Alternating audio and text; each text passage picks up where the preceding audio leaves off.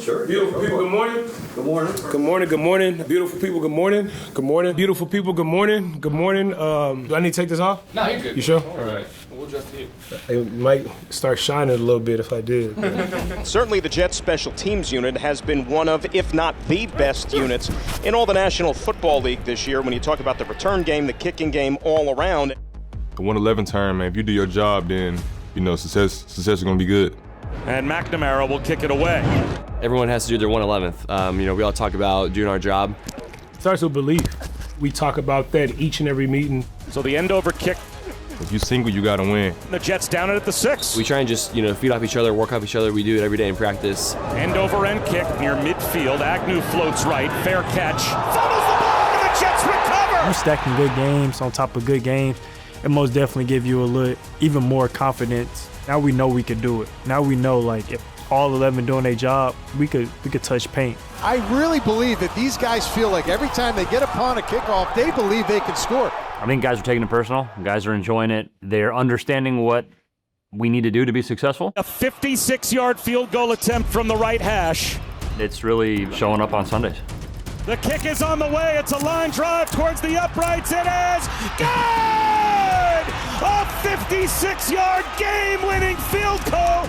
Special teams, as always, came through for us and made some really big plays for us. Special teams, you keep doing like that. I got one game ball. I'm playing with this.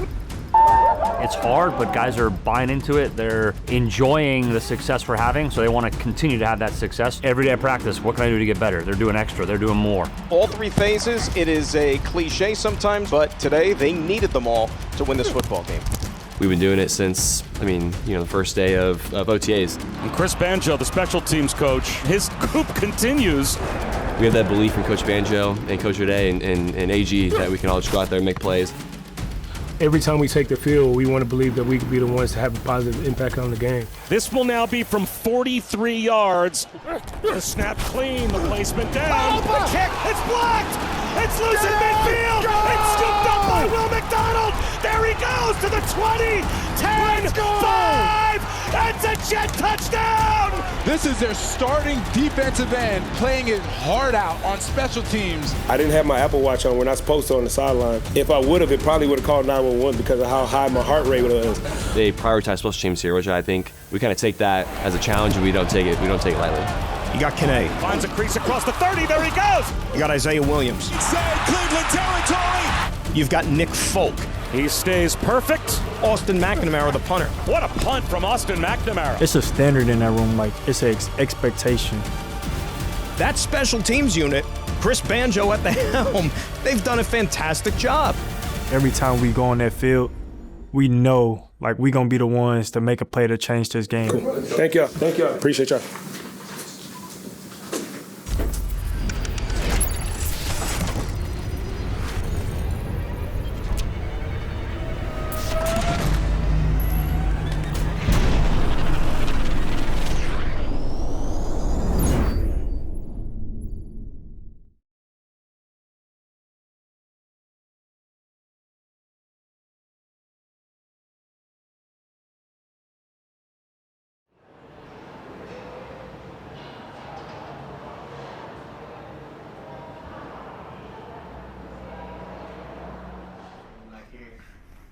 Coach. Hey, good morning. Good morning, sir.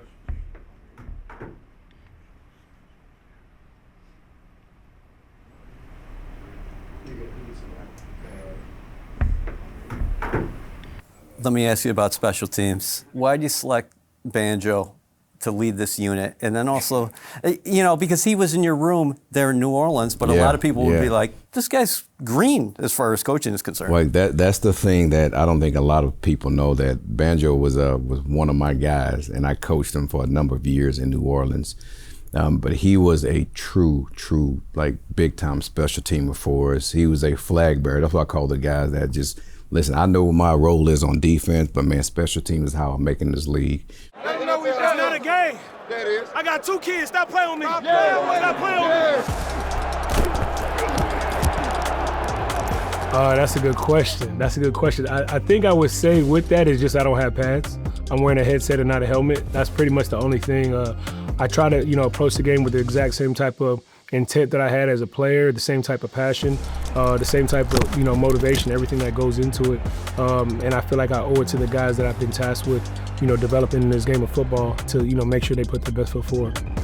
Banjo he just retired, and like Banjo can relate to us because like in the game of football, like you're not gonna win every battle, and he kind of understands that. We back. We got some new pieces. Excited to see how we play.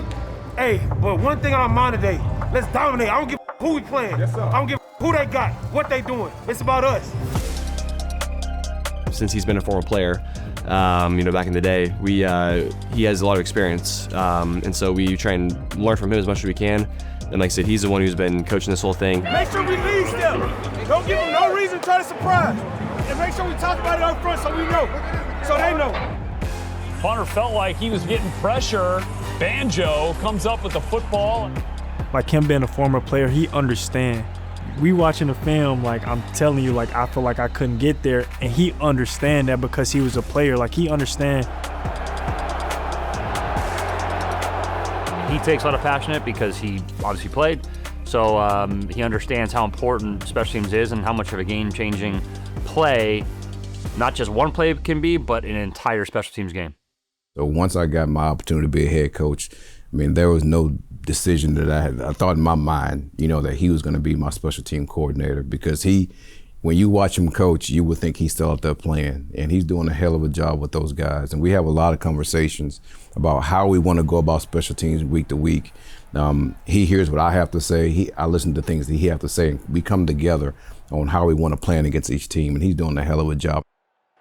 When you talk about him being in New Orleans, we kind of went through a little bit of a rebuild. I know my first year when I first got there in 2016, but then for him to not change the message and for him to continue to install and instill that belief in us as players there, I've learned kind of that exact same thing, and I'm doing my best to kind of mirror that with the players now, and I think they've been buying in regards to that. He did a great job.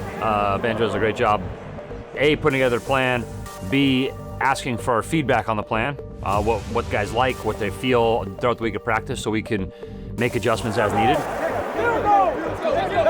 Let's go!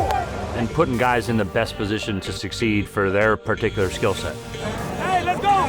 Hey, just like we've been doing that practice, bro. Let's have some fun with it, man. Just so we know. Hey, get a break. Hey, we earned the right to believe. Let's go! Here we go, right till we not. Hey, sit down, 1, 2, 3. Great job! Great job! There you go. Yeah, he's great. He's super energetic guy. You see him on the sideline celebrating with us, which is great. And especially in meeting, he's always coaching us. He's always honest with us, 100%. We need to obviously hear the good and the bad so we get better. It starts with belief. And we talk about that each and every meeting that we go into. We start the meeting with that and talking about how every time we take the field, we want to believe that we could be the ones to have a positive impact on the game. And those guys have taken that, they've worn that like armor as they take the field. And it's really, really cool to see those things come to pass for those guys. You got a game plan, and when you're not executing that game plan, like he gonna hold everybody accountable.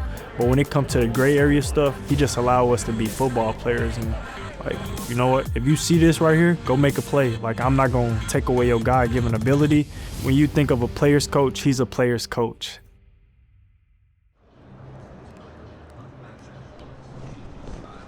And the Jets get a stop and a 3 and out. 42 seconds to go in the opening quarter. But maybe they'll get some field position with Isaiah Williams at the 30-yard line deep to receive the punt. Every time I touch the field, my mindset is spiraling punt from Jake Bailey. I'm going to give my all and glorify God. Isaiah Williams, returnable from the Jet 23. Makes the first man miss, cuts to the left, trying to find some running room and turns the corner at the 30. That's my mindset. And I feel like that mindset kind of shifted like halfway through the season. You know what I'm saying? Because when I start playing for the man next to me and ultimately like honoring God with the way that I play, I feel like everything been better, you know what I'm saying? 35-40. He's out to midfield with a block. Cuts it back at the Dolphin 40 to the 30. Left sideline 20. Stutter steps 15. 10. 5. Somersault into the end zone for a Jet touchdown. Special teams strikes again, and it's Isaiah Williams. 77-yard punt return for a Jet touchdown. I mean, Bob, it's unbelievable. I mean, Chris Banjo, again, his energy with every single play, like, I really believe that these guys feel like every time they get upon a kickoff that they believe they can score.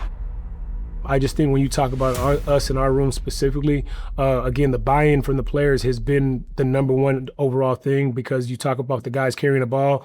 Obviously, they know what their job is with the ball in their hands, but they understand, like, the magnitude of how it impacts everybody. So they want to be right in carrying the ball. I just think the ultimate buy-in that everybody's had has really, really been the big difference in regards to how we approach our game. As a returner, when I got 10 guys blocking for me, I don't really have to do much. I don't have to make nobody miss. I could just run, hit the hole, and go score touchdowns, you know what I'm saying? And I think that's what we embody as a unit. Like, one thing we always say, not my man mentality. So when Kane catching the ball for a kick return, like, my mindset is always not my man. Like, my man not gonna make this tackle. And I feel like it just make the person next to you better, make their job easier when they can count on you to do yours. Welcome back to Hard Rock Stadium. Set for the start of the third quarter. Bob Wischusen, Anthony Beck, 10-3 Miami. And the Jets start the third quarter with the ball. The kickoff up against the sideline. Williams stays in bounds and runs to the 20, out to the 35-30. Into the wash at about the 35, spins out to the 37-yard line. Now it's the Dolphins signaling again that they might have the football. Dante Traynor emerged with the ball. The Jets just coughed it up for the third time in the game. Washington, fair catch inside the 5. So you have a game like that. I come back to practice Wednesday, Thursday, Friday, and in my head I'm like, man, this is a perfect opportunity, like, to just bounce back, you know what I'm saying? Then you end up, after practice on Friday, you get that call, like, come up to the office, then you get cut. The New York Jets just made a very obvious roster move that I think probably every fan saw coming after Monday night's loss to the Dolphins. That's right, the Jets have released wide receiver and return specialist Isaiah Williams. This comes just a few days after Williams made 2 brutal mistakes. My faith is what got me through that moment. But my mindset was just, okay, I don't know if I'm going to get an opportunity again this year. I don't know what it is. But, like, whatever I'm called to do next, like, whatever happens, like, I'm going to give it my all. Your path this season, unusual to say the least. You had, you know, the incident with the first Miami game. You got cut after a couple mistakes. Back to the practice squad, back on the active roster in week 8, and then you get AFC Special Teams Player of the Week. Has your head stopped spinning? Is the NFL weird, or what's the deal? So when you go back to that game, Miami, I want to say that was week 4 maybe. Isaiah, he was still new to us to a certain extent, still real fresh in regards of, like, just hadn't had an off season with him, hadn't had, you know, that time to kind of really get to know him as a person. So when that happened, you really, I know for me specifically, I kind of took a little bit of a backseat early just to kind of see what type of person he was and how he would respond. It was Miami. People don't understand everything before that you see. So he made a mistake. Every player in this league makes a mistake. Doesn't mean you just let him go. Now, you can have consistent mistakes, and then that's an issue. But just from knowing him, the mental toughness that he had, I knew he was going to fight his way back. You know, he's just, he's a special talent. So in regards of, like, what we talked about after the game, we talked about having to bounce back, not letting anybody steal your confidence. And it's, you know, it's easy to say in that moment, but to see how he came to work the next week, or how he came to work the next day, the next week, and the following weeks after that, I was really starting able to get a feel of who he was as a person and what he stood for. How can you not mention Isaiah Williams and Kene Nwangwu? Yeah. Like, they're fun when they get the ball in their hands, dude. It feels dangerous every time that they take it out. And when you have some good games and you continue to stack, it most definitely builds, like, a confidence. Like, we done did it once, like, let's go do it again. Breaks another, right sideline 50. He's at the Bronco 40. Nwangwu all the way down inside the 25-yard line of Denver. But man, when I tell you that there's a huge belief that every time we catch a punt, every time we catch a kickoff, man, we're gonna score. It's fun, and it's exciting. Every time they get a chance to return it, I'm ready to go on the field and kick an extra point. One man to beat, and he's gonna score. Definitely, when we scored them 2 touchdowns, Cleveland, we kick return and punt return. After that, I feel like ever since then, like it's an expectation, like, because now we know we can do it. Williams, and he's gonna score. It's like Steph Curry and Klay Thompson when they went on that final run, and they each and every year it's like damn, like we double Steph, Klay gonna shoot it, but if we double Klay, then Steph gonna shoot it. So it's like just seeing them back there is like it's a sigh of relief. Like, man, I got I3 and Kane back there, so I'm good.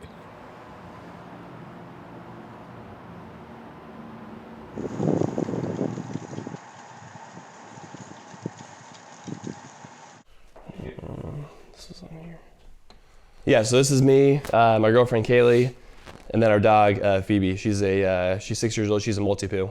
She's the one who keeps us humble. She bosses us around a little bit. So, but she's great. Yeah, she's 6. And then my girlfriend and her are back home in Arizona. So they'll come back for Christmas in a couple weeks. So that'll be fun. But definitely enjoy it. Obviously decorating the tree. Definitely one of my favorite things to do for sure. I have a lot of good memories back home, for me and Christmas time and just being with family. And yeah, it's always, like I said, brings the best time of year, as everyone says. So enjoy it.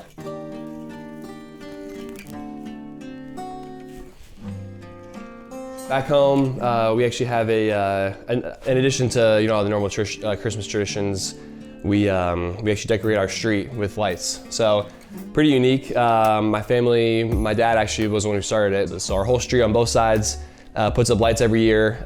They can decorate however they want, and my dad will program it to the music. And we have thousands of people come by.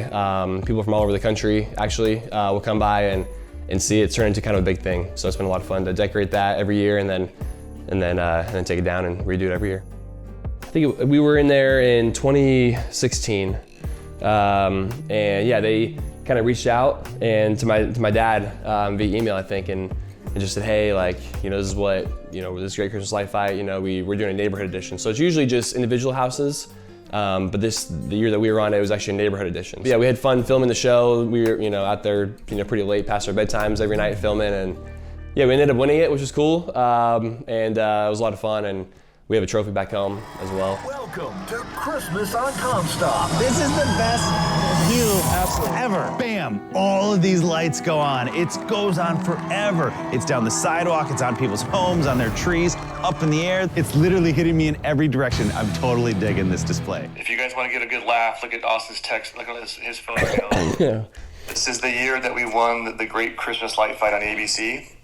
We competed on that. Oh yeah, that's it.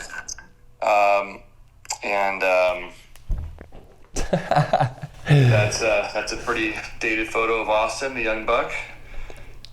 The braces and the trophy. So we raised money for Make-A-Wish. We've been doing it, I think, since our old house too, right, Dad? Right, Dad. So it's been 17. This is our 16th year. 16th year, yeah, 16th year. So we usually get the names and wishes of several people. And we go ahead and again, like I said, raise money for those kids. As they tune in their radios and snake through the community, donation boxes beckon for a bit of giving.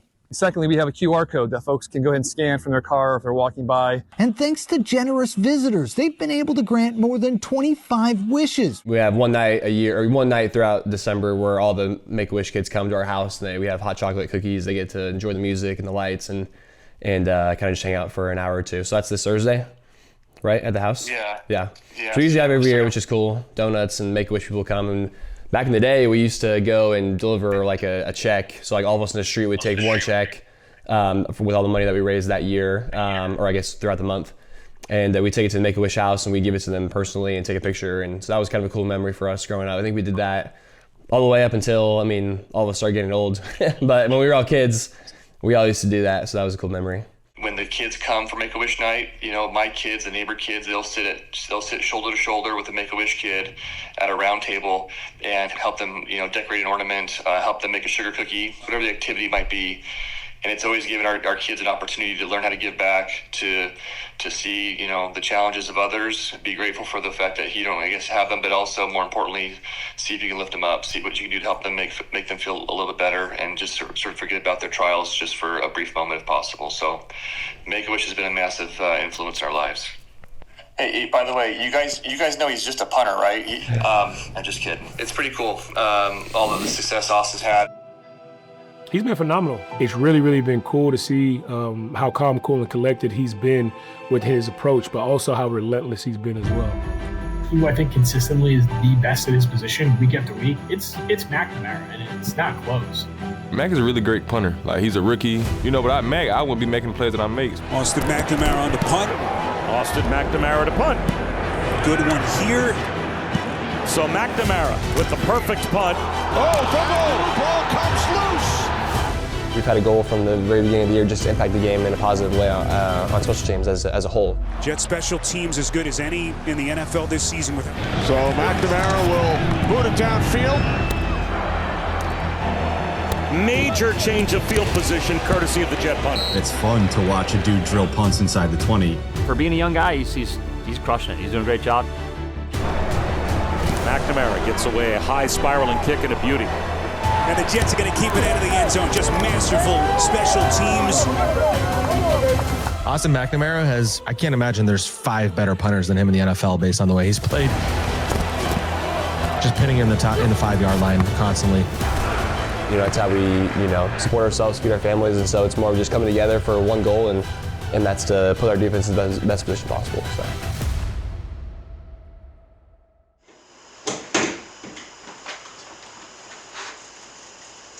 Straighten that pretty good.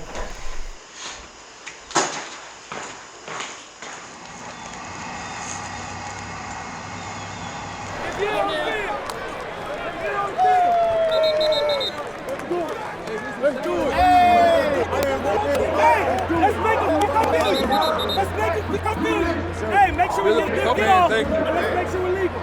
Let's make sure we leave them. We just gonna continue to just be us. We've got 1% better each and every day, and we always have belief. One here by Austin McNamara. Gonna take a beautiful jet bounce, just brilliant from the Jet special teams.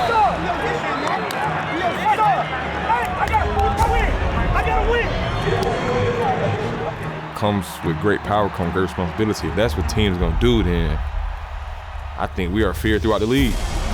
Quantas Stiggers should be a Pro Bowler. So we have that confidence, I think, in each other. Well, and they call him the sniper. He's done an unbelievable job. The success we've had in the field, it makes us want to work harder for each other. Bounces inside the 10. He is really good. I see that green grass, like I see an opening. At that moment, I'm like, oh yeah, I'm going to score this. Isaiah Williams has turned into prime Devin Hester. Getting out there for a game winner is always fun. There's nothing like it in sport, in my opinion. Jets mob the folk hero at midfield. That comes with belief. And I expect a lot of those guys, just like I do offense and defense. And offense, defense, special teams! Every week is like, how can I improve? And I think we have that same mentality. Glory to God, bro. That's the only reason why I'm here right now. And one thing I want to say, bro, keep going through that fire, bro. That's how you come out like gold. Banjo, if there was an assistant, like special teams coach of the year, he would win it. He's leading literally one of the DVOA best special teams units we've ever seen. His conviction, his approach of how he takes everything, once everything is for sure bought in, you see the magnitude of changes from start to finish. Believe in me!